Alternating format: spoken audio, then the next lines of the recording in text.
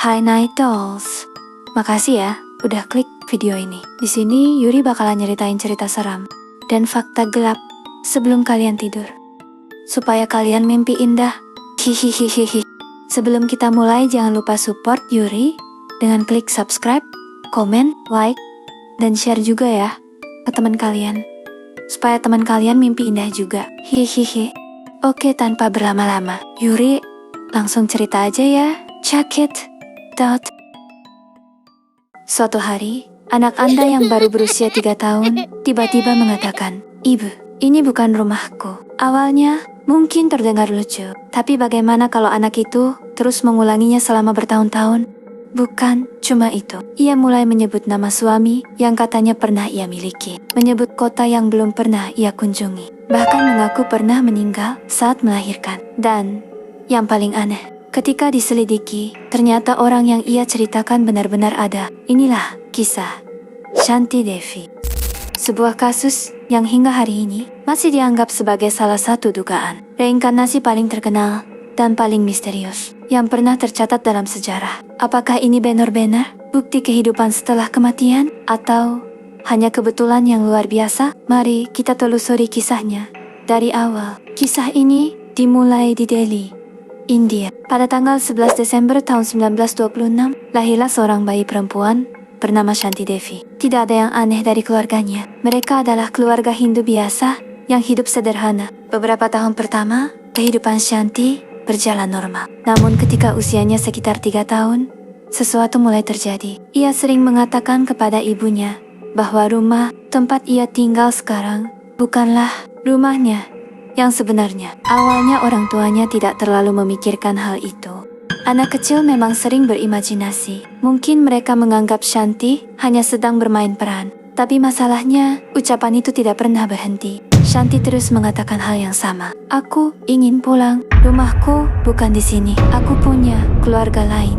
Semakin lama, keluarganya mulai merasa ada sesuatu yang tidak biasa. Ketika usianya menginjak 4 hingga 5 tahun, cerita Shanti menjadi jauh lebih rinci. Sekarang, ia tidak hanya mengatakan bahwa ia punya rumah lain. Ia mulai menjelaskan siapa dirinya di kehidupan sebelumnya. Menurut Shanti, sebelum lahir sebagai dirinya yang sekarang, ia adalah seorang wanita bernama Lukdi Devi. Ia tinggal di kota Mutora, sekitar 145 km dari Delhi. Ia mengatakan bahwa dirinya sudah menikah, bahkan memiliki seorang anak laki-laki. Bayangkan, mendengar itu dari mulut seorang anak kecil. Ia menceritakan rumahnya, lingkungannya, keluarganya, dan bahkan kehidupan rumah tangganya. Orang tuanya mulai kebingungan karena detail yang diberikan. Shanti terlalu spesifik untuk dianggap sebagai hayalan biasa, bukan hanya cerita yang membuat keluarganya heran. Perilaku Shanti juga mulai terlihat berbeda. Kadang-kadang ia mengkritik cara ibunya memasak. Ia berbicara mengenai urusan rumah tangga, seperti seorang ibu rumah tangga dewasa. Padahal usianya masih sangat kecil.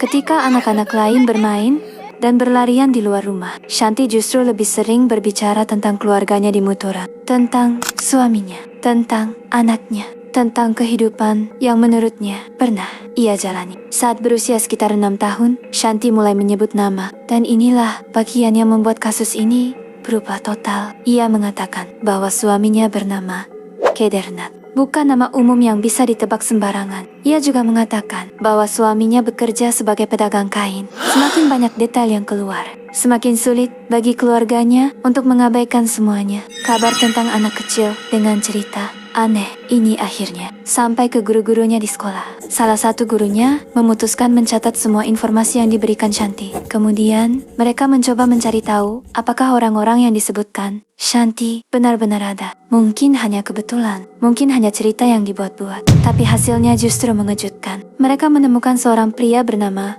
Kedarnath Chop yang tinggal di Mutora. Dan yang lebih mengejutkan lagi, istrinya memang telah meninggal beberapa tahun sebelumnya. Namanya Lukdi Devi. Persis seperti yang dikatakan Shanti, dan penyebab kematiannya komplikasi setelah melahirkan. Sama seperti yang selama ini diceritakan Shanti. Pada titik ini, banyak orang mulai merasa merinding karena kemungkinan kebetulan mulai terasa semakin kecil. Keluarga Kedarnath awalnya tidak percaya. Mereka mengira seseorang sedang bercanda. Namun rasa penasaran akhirnya menang. Mereka mengirim seorang kerabat ke Delhi untuk menemui Shanti. Tujuannya sederhana, menguji apakah anak itu benar-benar mengenal mereka. Menurut berbagai laporan saat itu, begitu melihat orang tersebut, Shanti langsung mengenalinya tanpa diperkenalkan, tanpa diberi petunjuk. Ia menyebut hubungan keluarganya dengan Lukti Devi.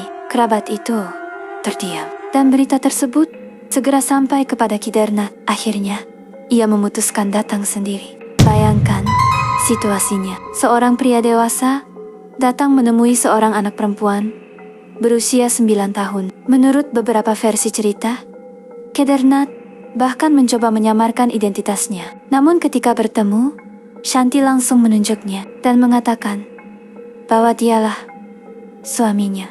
Shanti mulai berbicara tentang berbagai hal yang konon hanya diketahui oleh mereka berdua. Percakapan pribadi, janji lama, hal-hal yang tidak diketahui orang luar. Kedarnath dikabarkan sangat terkejut karena sebagian dari apa yang dikatakan Shanti memang benar. Inilah bagian paling terkenal dari seluruh kisah ini. Untuk memastikan semuanya, Shanti dibawa ke Mathura, kota yang selama ini ia sebut sebagai rumahnya. Perjalanan itu diawasi banyak orang. Mereka ingin melihat apakah Shanti benar-benar mengenali kota tersebut, atau semua ini hanya kebetulan besar. Sesampainya di sana, ujian dimulai, dan hasilnya membuat banyak orang semakin bingung. Menurut laporan para saksi, Shanti mampu menunjukkan arah menuju rumah Lukti Devi. Ia melewati jalan-jalan yang menurut para pendukung kasus ini